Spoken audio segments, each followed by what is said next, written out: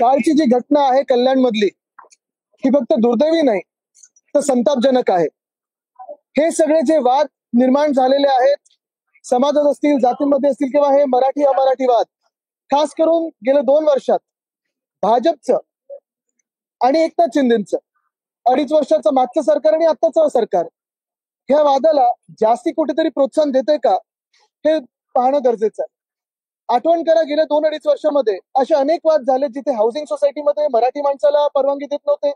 तुम्ही मांस खाता मटण खाता मच्छी खाता तुम्हाला आमच्या हाऊसिंग सोसायटीमध्ये घर देणार नाही। मागच्याच मला वाटतं महिन्यामध्ये एका महिलेला दक्षिण मुंबईत हे देखील सांगितलं गेलं की तुम्ही मारवाडीत बोला किंवा हिंदीत बोला कारण आता भाजपचं राज्य आलेलं आहे। ठीक आहे राज्य कोणाचंही असो पण हा महाराष्ट्र आमची मुंबई आमचं नागपूर आमचं पुणे असेल प्रत्येक जिल्हा हा मराठी माणसाचाच आहे। बघा मी सत्य बोलतोय घंटी देखील वाजलेली आहे तुमची वाजू द्या म्हणजे दाखवा की आमच्या राज्याची राजधानी आहे मुंबई नंतर या देशाची आर्थिक राजधानी आहे। ठीक आहे अनेक लोक